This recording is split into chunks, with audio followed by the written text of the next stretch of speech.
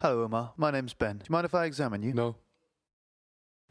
With the patient adequately exposed, look for asymmetry, inspecting both proximally and distally. Note any deformities, such as clawing of the hands. Examine specifically for wasting or hypertrophy of the muscles, fasciculation, and involuntary movement. If present, fasciculations are often elicited by flicking the skin over a muscle. Just let your arms go floppy for me.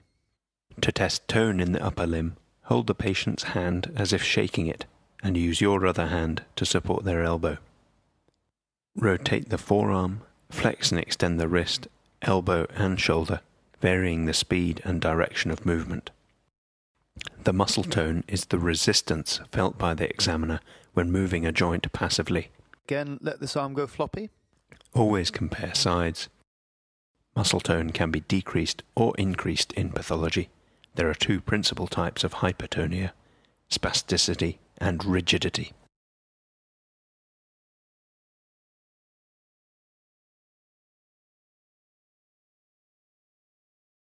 Next, we look at the deep tendon reflexes. And relax. First, we test the biceps jerk, which uses mainly the C5 nerve root. Use your finger or thumb to palpate the biceps tendon. We test the supinator or brachioradialis jerk. The forearm is in the mid-prone position, and you strike the tendon overlying the distal end of the radius. Move the patient's arms to get a good angle on the triceps tendon. This reflex tests C6 and C7. Eliciting reflexes and deciding whether or not they are normal requires practice. Use reinforcement whenever a reflex appears to be absent. I'm going to strike your arm again. When I tell you to, clench your teeth, but not before I tell you to. Clench. For the upper limb, ask the patient to clench the teeth or make a fist with the other hand. Relax the hand. For the finger jerks, place your middle and index fingers across the palmar surface of the patient's proximal phalanges. Tap your own fingers with the hammer and look for flexion of the patient's fingers. To test the Hoffman reflex, place your right index finger under the distal interphalangeal joint of the patient's middle finger. Using your right thumb, flex their distal phalanx downwards and look for a pathological flexion response in their thumb. Can you hold your arms up by your side like that for me, please? Stop me from pushing them down. Power in abduction Stop me from pushing them up. and adduction. Now hold them out in front of you like that. Stop me from pulling them away. Elbow flexion Stop me from pushing them in. and extension. Now place your arms out in front of you and spread your fingers. Stop me from pulling your fingers together. Abduction of the fingers by the dorsal interossei and abductor digiti minimi. Now I want you to grip my fingers and prevent me from pulling them away. Use your index and middle fingers inserted from the thumb side to test grip strength. And relax. Now we test Place coordination. your arms out in front of you, please, and hold them in the same position. To elicit the rebound phenomenon, push the patient's wrist quickly downward and observe the returning And movement. relax.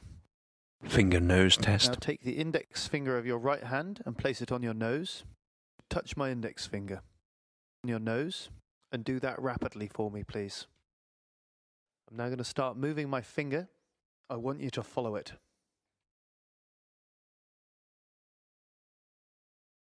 Now do the same with your left hand. Start slowly with the explanation before asking the patient to speed up. I'm now going to start moving it. If they perform well, then begin to move your finger. Look for past pointing or intention tremor that would indicate cerebellar disease. And relax. Test the ability to make rapid, alternating movements. Left hand. I want you to alternate with your right hand, front and back, like that. Impairment of rapid movements like this is called dysdiadochokinesis, Stop.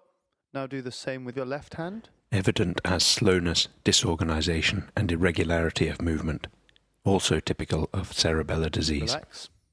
Now I'd like you to pretend you're drinking a cup of tea on a saucer. Testing for dyspraxia.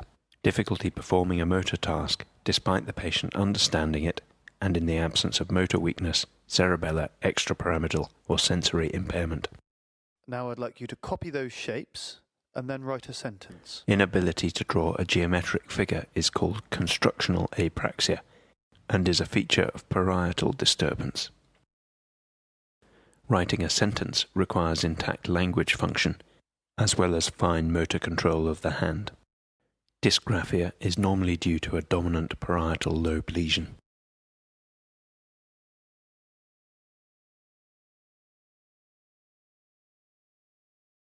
Now could you put on your jumper?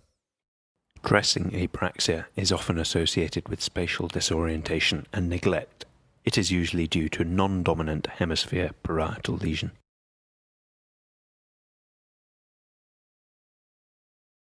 And relax. Thank you.